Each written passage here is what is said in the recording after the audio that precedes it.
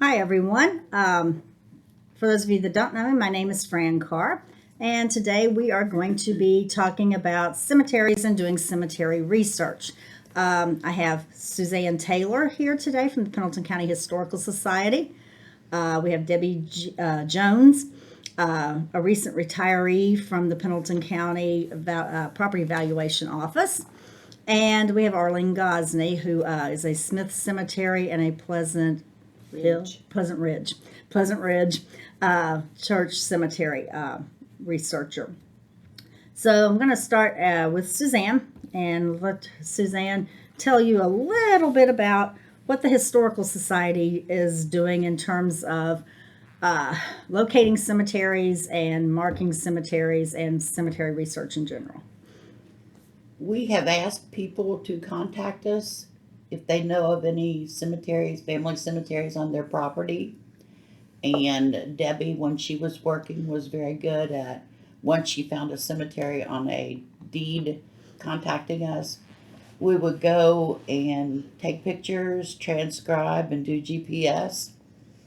We have two people who have brought broken stones to the Friar House and have used some special glue to put them back together and then return them to their original spots. Okay. And then, so Debbie, you just found these cemeteries on a deed and you contact them. Do you find them other ways as well? Well, we mostly it was with deeds when people would buy properties. I would read the deeds, the descriptions of their acreage to see just what was on it, and some of them had histories of family cemeteries being there, but nobody had really researched to see if they were. So in my extra time, I would do that, and then I would contact Suzanne and tell her about it, and then they would GPS take a picture, and when they bring it back, we have a layer on our GIS map in the county that we was just for cemeteries, and we would mark them on the GIS map and show where they were, and if anybody family or anybody would come in, we could just tell them this is where it's located. I don't know who's exactly there, but that was how we did it. And then also people would be walking on their farms and say, hey, I think I might have a cemetery here, how do I find out? And so we try to help them go back on prior deeds, and if that wasn't anything, we'd send them up here and let them ask Fran if she knew anything about them. Oh, so that's where they came from. Yeah, that's where they came from. Gee, okay. And then I would send them to Suzanne. Sorry, audience. So, and I had a question in there before I got tickled.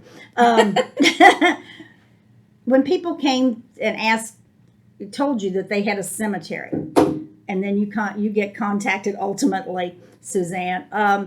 To people listening, how would they know they have a cemetery on their property? What red flags are out there?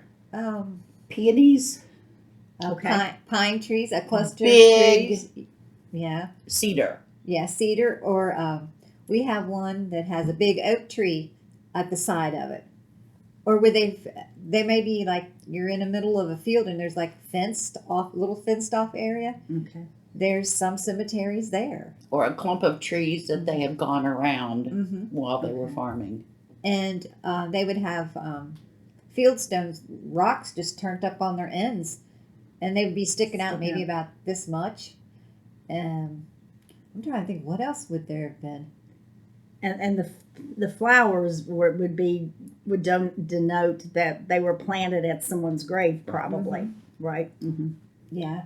Because that's was kind of common at one time to plant flowers on a grave. And I talked to one of the farmers that has a family cemetery on his farm, and he said that his grandpa told him the reason it was there was because it's like in a corner, and it has trees that line both sides of it, and then they fenced it in. That was out of the way so they could go ahead and farm around it, so they didn't have to farm. So that's a possibility. It could be in a corner where there's just like lines of trees and a fence. But yeah, he said that's why his grandpa said that's why they put the cemetery there, was because it was out of the middle of the field, so they didn't have to mow That's and do farming around. And I suppose too, probably old house foundations might indicate that might be a place where cemeteries would be close to, because they buried them in the Possibility, yard, yeah. maybe. Okay. Arlene, I know Smith Cemetery. You get contacts on that one a lot, and Pleasant Ridge. I have trouble with that Ridge and Hill thing because, folks, there's a Pleasant Hill and there's a Yes. Pleasant Ridge. So Smith Cemetery, I'm assuming Pleasant Ridge probably has more traditional stones. Right. Smith Cemetery, you always knew it was there, right? I mean, it's been going on generationally for a period of time. Do you have field stones there? Lots of field stones. And I also was told that by someone that there's lots of babies buried there, just scattered. More than likely with field stones. There is some more up to date stones there that's probably been replaced by family members, but I noticed when I drove by after Memorial Day, I saw maybe 2 or 3 graves with flowers on them, so not too many people visit. Right. The stones are that old. The graveyard is that old. Some of the family buried there came over here from Germany, so I mean, you just Right. have to think that generations down, will they come and visit? I don't know. Right. Yeah. Now, is that on a farm, or is that like It's- designated as a? It's designated as its own area. It's right in the corner of Smith Road and 467, so it has its own area. There is no new graves or anything to be sold or bought or anything there, because they pretty much, it's you. If they're unmarked, you don't know, and you don't want to Right. start Yeah. digging. So Right. it's pretty much done. Yeah. But whatever's there is there. And then on down the road from that one is the Sleater Cemetery, and family in the Smith also are kin to the ones in the Sleater. It's a smaller one now. I've not been to that one. It's Okay. not very big at all. Right. It's on somebody's farm. Yeah, is it Miss Blau's farm? It might be between her and Steve or Stephen Yeah, Hutchison or something. it's right something, there. Yeah. So I know, Suzanne, when someone comes to you all and has a cemetery, you start trying to figure out who's buried there. How do you do that? What's your process? It's a little complicated, I think, sometimes, right? Yeah, I've actually come to the courthouse and followed deeds Mm-hmm. to try to see who owned the property previously. And thank goodness for the Barton files, because I can also rely on them sometimes that there'll be notes in the Barton files that Yes. tell me he's buried on the farm, and that's a Yeah. clue you can follow. Okay. I know you put those on Find a Grave. On Find a Grave, it'll say, there's a certain percentage Done. done. Photographed. How do you know how many graves are in there, or do you know? Is that just something arbitrary? They're doing that. That's not Okay. anything we do on our end. Okay. So you don't necessarily know if you find everybody No. that's buried there then. Okay. That was a question I had. Ladies, I know you all have tramped around. What are some of your experiences? What are some weird things or some fun things you've run into, some interesting things? Well, we at Pleasant Ridge, we have a lot of unmarked graves. Right. And so we had the underground detectives come out from Cincinnati, and he has this lawnmower like machine thing, and he ran it over the ground, and he could tell where there was some kind of void or disturbance, and we marked it on our map. Well, over Memorial Day weekend, I was walking around there because I kind of stayed around and when people would come to visit, and I thought, yeah, this kind of looks like a rock, a fieldstone, straight up and down. And we were told by the Historical Society, if it's up and down, it's probably a headstone. Mm-hmm. So I decided to dig it up, and I dug it up. It was a rock about this much was sticking out, but it was a rock about this big, and I dug. Well, I got down there and I found pieces of pottery, clay pottery, old clay pottery, Oh where my possibly old flowers had been sitting in Oh. front of the stone. So I know it's a grave. Yeah. And we marked it on our map, so I know it's an unmarked grave. I don't know who it is, but Wow. I dug it That's up, brought the stone up, put some concrete around it, so we have one that we know about. Oh, wow. And those rocks do sink in time. Oh you know. yeah. So yeah. Oh yeah. I couldn't believe you keep digging and digging, but it is up and down. It was straight up and down. Oh, yeah. There's nothing written on it. And I guess they used to look for rocks, filled rocks that are shaped, Mm-hmm. you know, not something, they just didn't stick a rock up there. They looked for something with a shape on it. Yeah. But to find that old green pottery, and it was just crumbly, so I knew it was Oh well, yeah. a grave, an unmarked grave. Sure. Suzanne, you've been everywhere. You've walked through cow pastures and over creeks, Forests. and forests. Yes. I guess the only time I ever had a scary experience was at Mount Auburn, believe it or not. It was a beautiful day, the sun was shining, I was just taking pictures like crazy, and a voice, deep voice behind me said, "Can I help you?" When I turned around, it was someone I knew well, Oh. but he'd snuck up on me from across the road. And after that day, I kept looking over my shoulder to make sure. I said, "I thought you were one of them." And he said, "They usually don't bother you." Well, I don't know. I would have Well, it'd told have been him. real bad if you turned around there was nobody. Right. And I would have said, I guess I'm done. I'm out of here. Yeah. Yes. So you and as I said, you all have gone everywhere. You've been because I've been on some of your excursions with you, and I mean, yeah, over hills and up hills. Do farmers contact you when they run across one? How do you know that these are here besides a deed? Because I know some of them.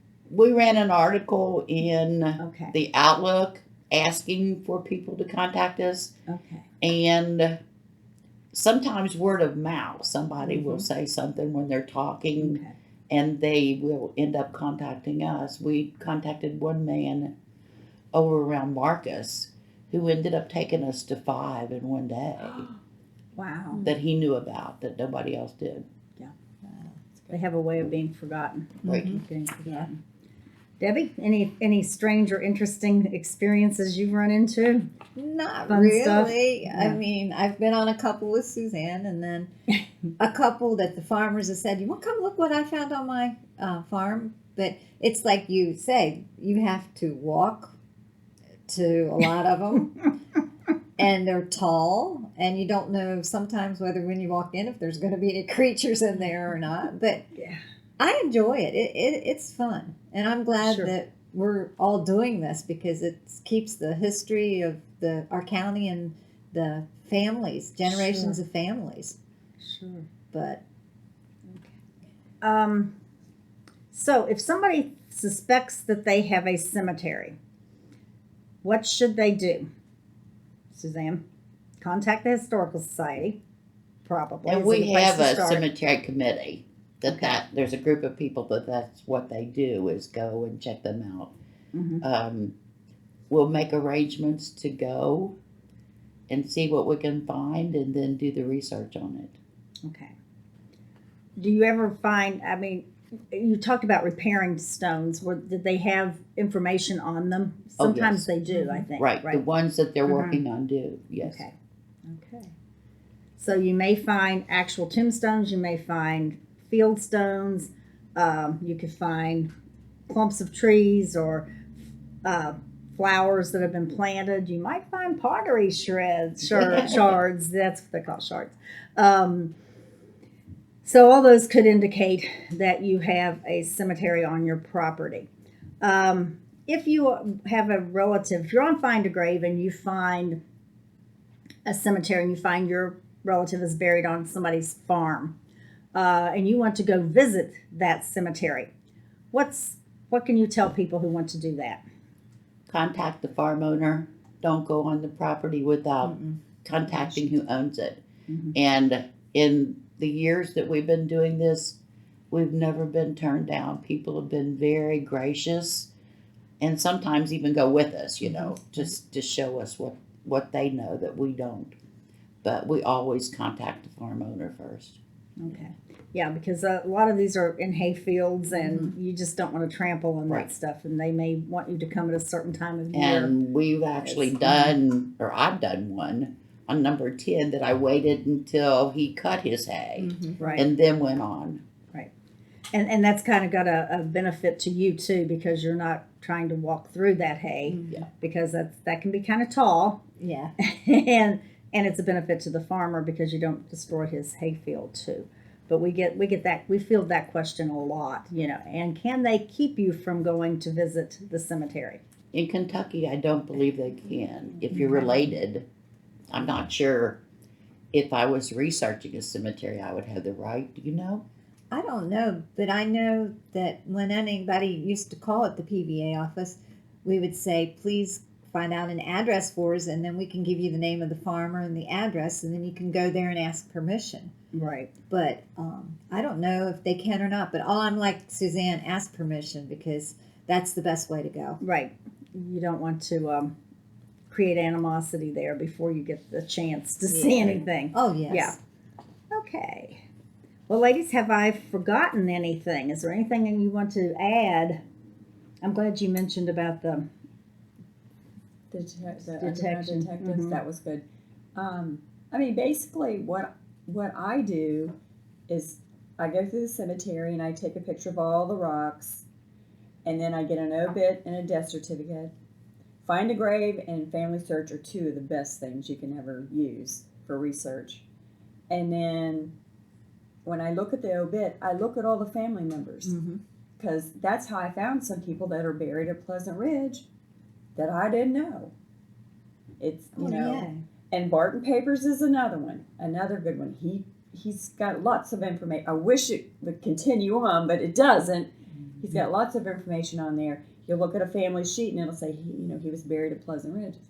I can't find or him. buried on the family farm. I've seen that. So a lot of you just have to investigate, and when you do, at least you have the information.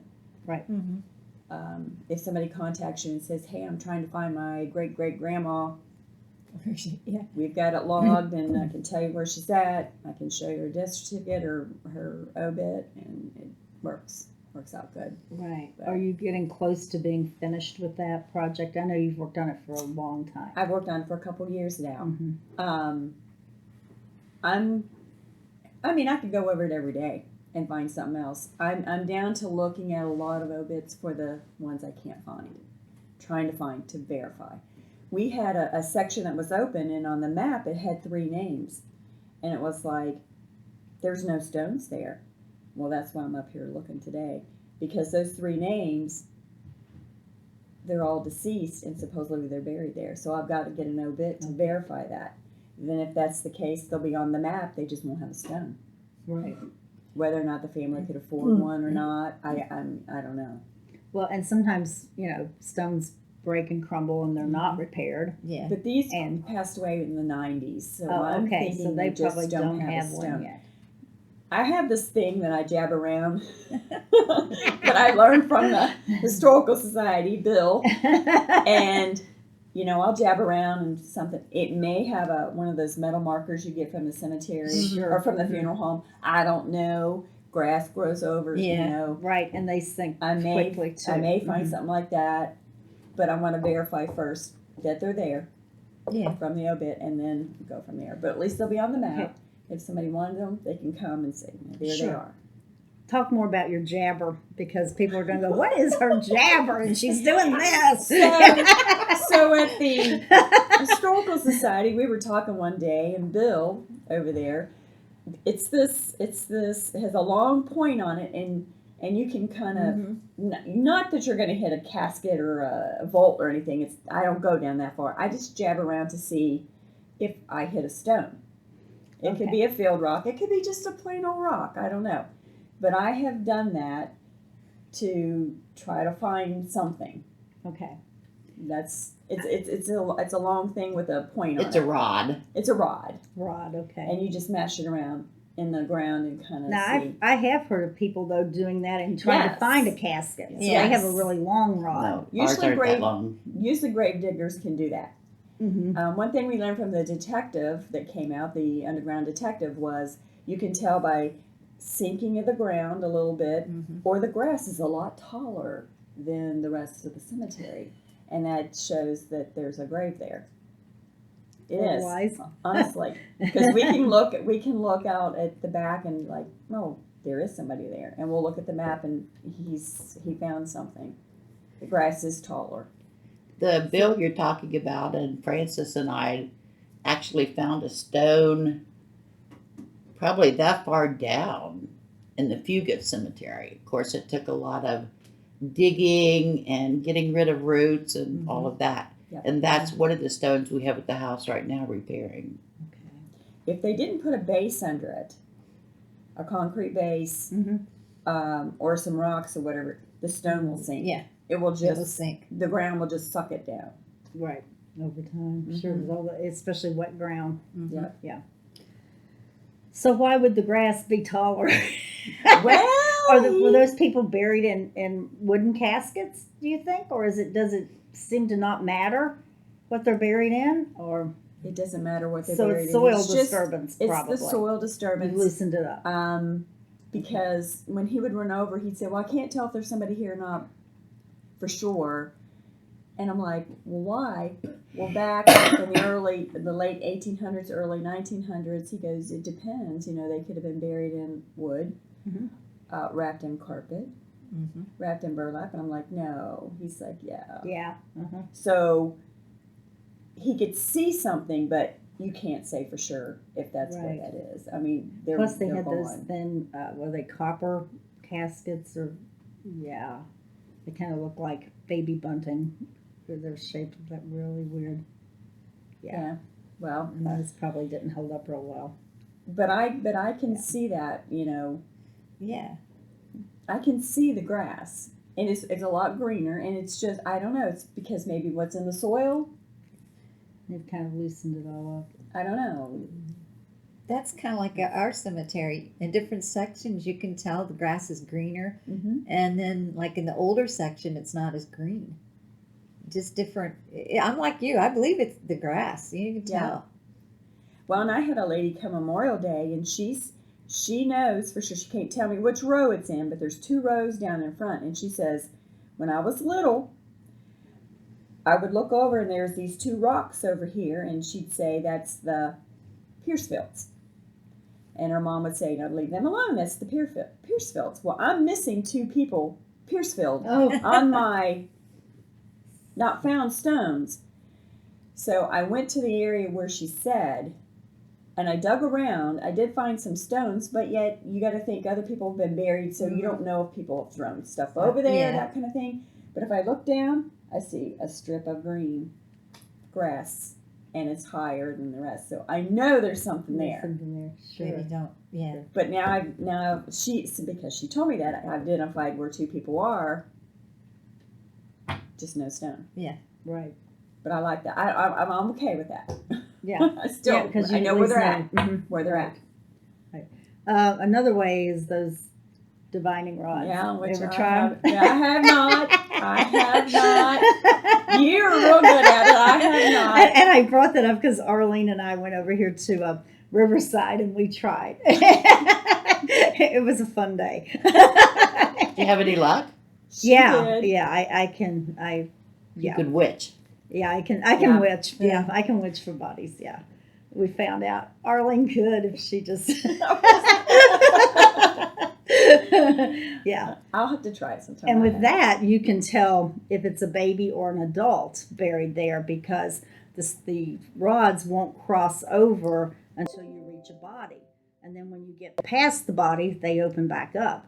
So the length of the body can denote. Oh wow. Yeah, if you can do that, if you can determine which way they're facing, so you're not walking across the body, you're walking the length of the body. Okay. And they're not always buried facing the east either. They're in every direction in cemeteries, right? I think that's odd because They're they're supposed to be to the The east. Yeah. Yeah. Well, walk over here. Yeah. I Yeah, it's not always done. So, okay. Anybody have anything else to add? No. I don't Okay. think so. I do. If you Yeah, know sure. of any stones or cemeteries that we haven't done, please contact one of us. Right. And we probably should mention that here in the county, we do have a countywide cemetery board that does have some funding available for cleaning up some of these cemeteries that are on your property. That is chaired by Carolyn Reed, who was not on this program, but because at the time we set it up, the committee was not active. Okay. So we do want to mention that as well. I know that we've already gotten some people contact us wanting contact information for these ladies. And if you are one of those people, we're going to tell you to contact us here at the library and we'll get in touch with them for you. Of course, the Historical Society has an email address. You want to give that out? It's Friarhouse At Gmail. Friarhouse41006 at Gmail. The And we have a 41006 is, Facebook page. and they do have a Facebook page, yes. And you can contact them through that as well. And they're really good about getting back to you. So that is the way to contact them. And as I was saying, the 41006 in the email is Butler's zip code. So if that helps you remember the numbers. So it's Friarhouse, FRYERHOUSE, 41006 at gmail.com. Or through Facebook. And like I said, you can contact the library and we will get these ladies in touch with you. Okay, thank you all for joining us today. And I want to thank the panel for being here. We really appreciate your time and helping us with this. So that's all for now. We'll see you all later.